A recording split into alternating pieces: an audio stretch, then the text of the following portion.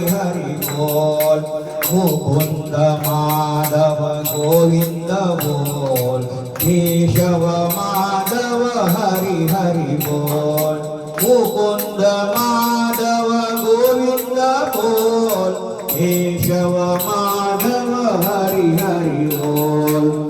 ओम नमो भगवते वासुदेवाय, ओम नमो भगवते वासुदेवाय, ओम नमो भगवते वासुदेवाय, ओम नमो भगवते। आज या नवरात्रीच्या पहिल्या माळीला आपण श्रीमद भागवताची ही जी कथा आहे ती कथा इथे श्रवण करत आहोत। आपण किती भाग्यशाली आहोत की या नवरात्रीची जी सुरुवात आहे ती सुरुवात आपण श्रीमद भागवत कथेपासून करत आहोत। कालच आपले सगळे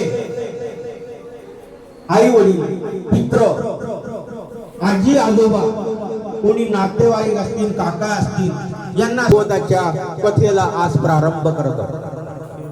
श्रीमद भागवत कथा ही या 7 जन्माचे जे पुण्य असेल त्या पुण्यामुळे होतं। आपल्याला असं वाटत असेल की श्रीमद भागवत कथा श्रवण केल्या फळ म्हणून आपण श्रीमद भागवत कथा श्रवण करत आहोत।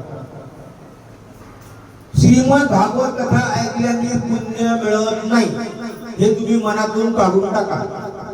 तुमचं साध्याची कथा श्रवण करण्यासाठी आपल्या आयुष्याच्या जन्मापासून आतापर्यंत काहीच नाही केलं। शेवटच्या टप्प्यावर आता तुम्हाला इथून भगवंताची प्राप्ती होणार आहे। श्रीमद भागवत कथा ही लोक म्हणतात मोक्षाची, मुक्तीची कथा आहे।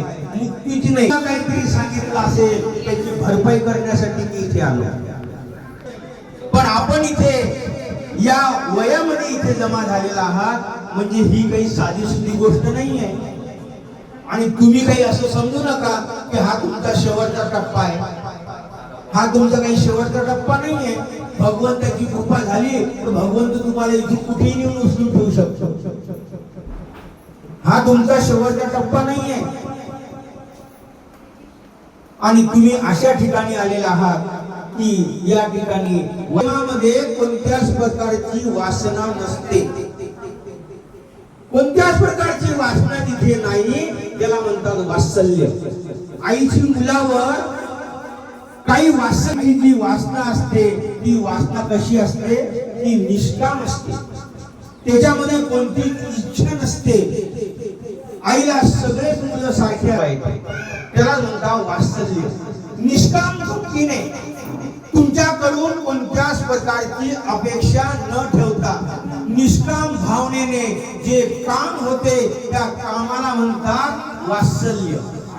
आईची ममता, ज्याप्रमाणे आई आपल्या वासरांसाठी संध्याकाळी धावून येते तसंच